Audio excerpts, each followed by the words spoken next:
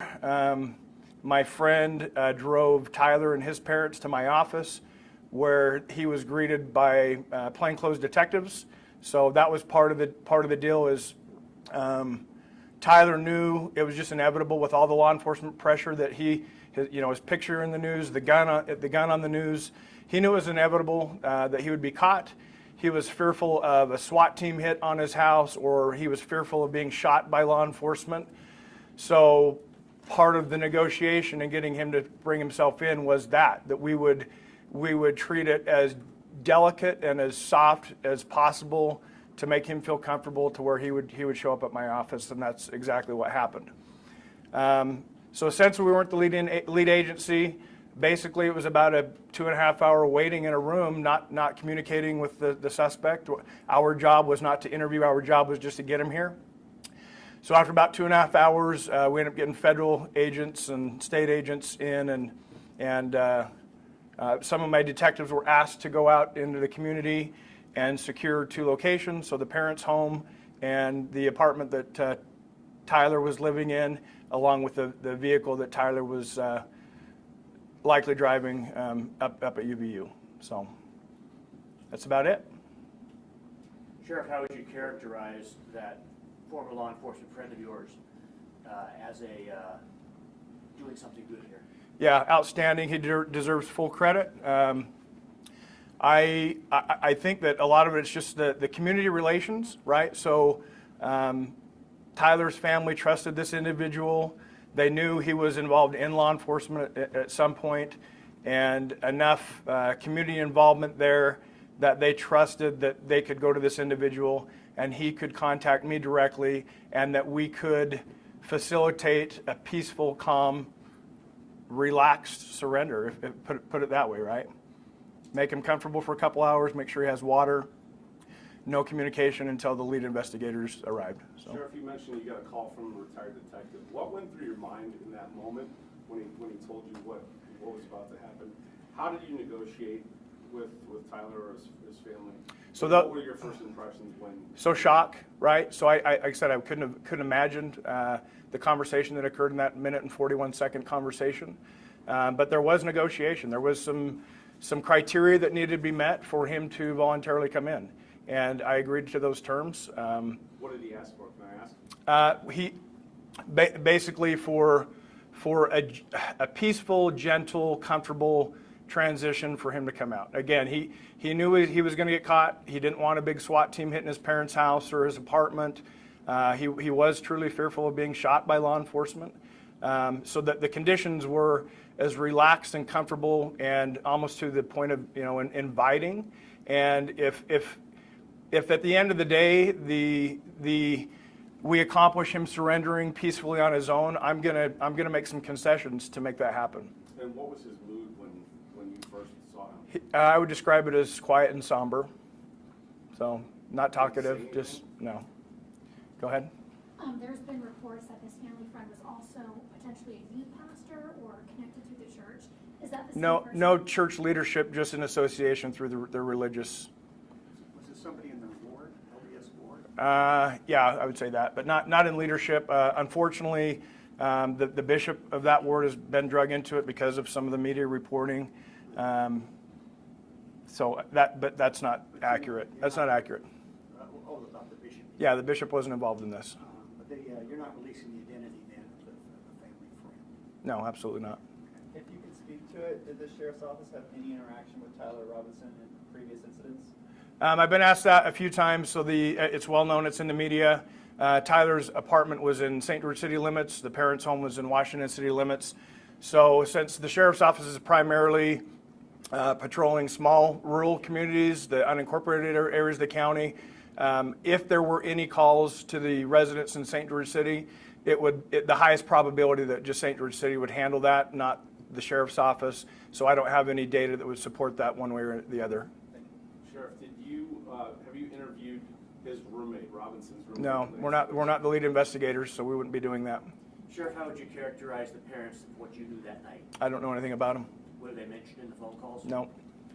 Sheriff, how do you feel about the fact that this surrender happened as it was in the police office, at the police station, and kind of was peaceful, inviting, as you framed it, and not like a SWAT situation or a big operation that had happened in the neighborhood. Right. That made him comfortable enough. The conditions were satisfactory to him to where he ended up getting a ride with my friend to be dropped off here.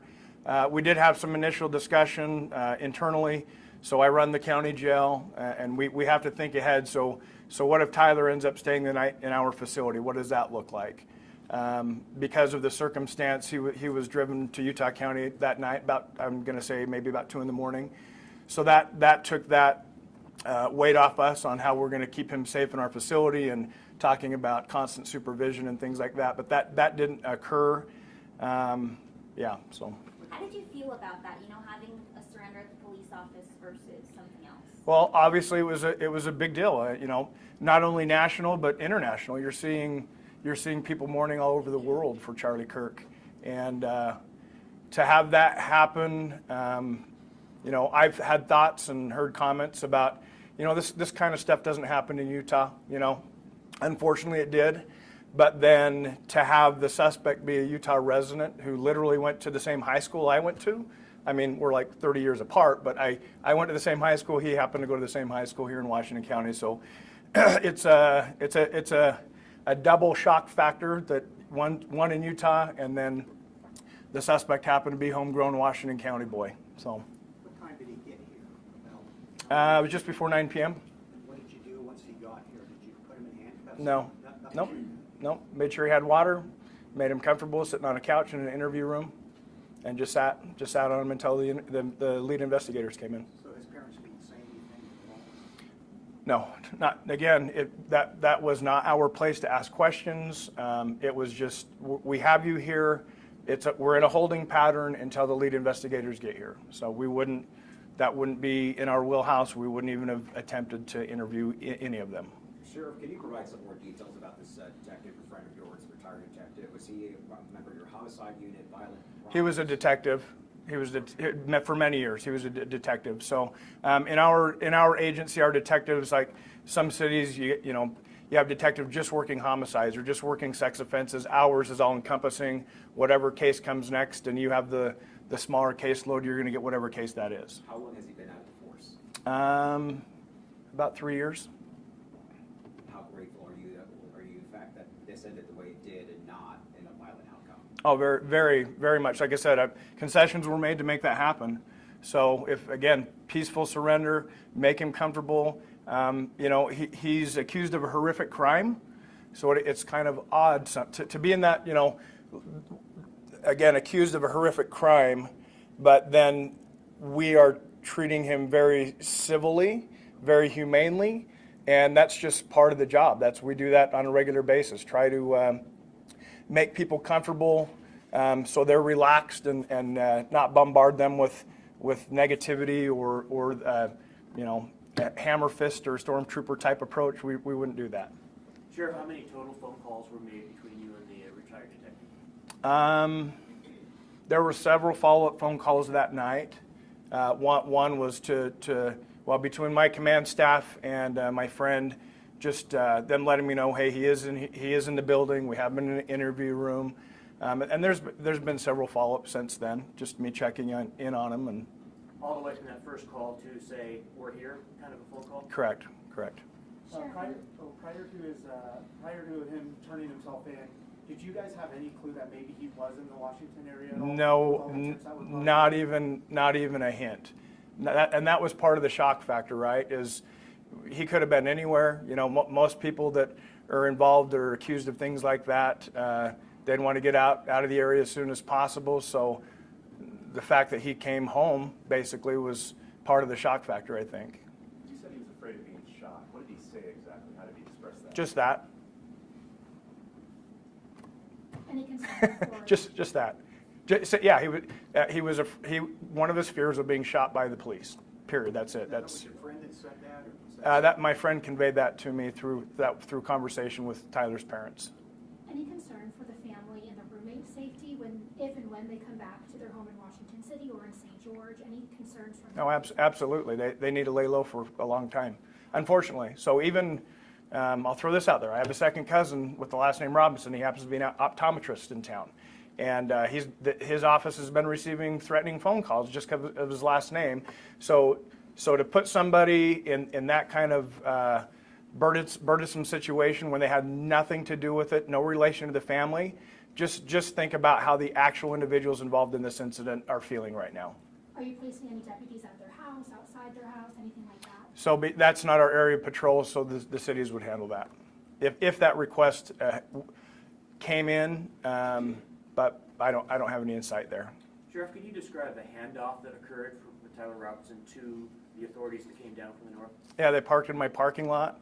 Oh wait, the lead investigators. So by the time they were in town, Tyler was sitting in an interview room with his parents when they arrived. So they were already in this building when the lead investigators arrived. And how did that handoff go down? Was he handcuffed? Was he? No, he was sitting on a very comfortable couch with a water bottle in his hand, not restrained. He was again cooperative, somber, quiet.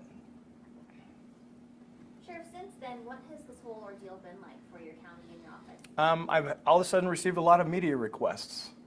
So that's what's changed in my world. So the parents were in the room, in the interrogation room? Correct. following you forward. Correct. That was part of the negotiation to get him here, is that the parents would be with him when he arrived. Can you explain the last moments? Did they hug? Was mom crying? I don't have any detail on that. Sorry. And he was turned over to FBI or state? It's a joint investigation between the FBI and the state of Utah primarily. Anytime anything this large scale happens, it's all hands on deck. So we're going to need a lot of, just covering the campus and securing the crime scene up north. We've had, active shooter incidents down here recently where every law enforcement wearing every uniform in the county is going to go to those types of scenes. And just to be clear, he was not handcuffed when he was? Correct. He was not handcuffed. No. Did the sheriff's department help secure the perimeter? Office. Excuse me, thank you. The office, didn't you help secure the perimeter or the? Yes. the apartment? So since the lead investigators were 3 hours north of us, it took them a while. So that was again, I describe it as an agency assist. We went and just secured the homes. We didn't search the homes. We didn't communicate with anyone within the homes. It was just, we were just locking things down until they arrived. That was Thursday night? Yes. Thursday night. Yep. Is the roommate in protective custody or? I don't have any comment on that. How would you characterize the interactions between the parents of Tyler and Tyler in the time that they were sitting here? They were together. That was it. I can't point to any emotion or body language or anything to that. They were just with him. So. Was he recorded in that room? All of our interactions in that room are recorded. I know there was some discussion of him being potentially suicidal instead of surrendering when he was in the holding room here. Any concern about that? No.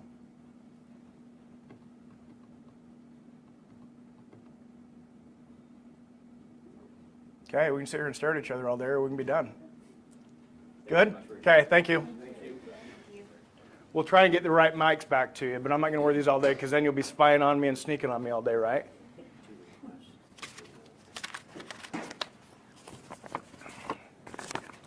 You know which one's yours? Oh, the wireless one, of course. St. George News has the fancy wireless stuff.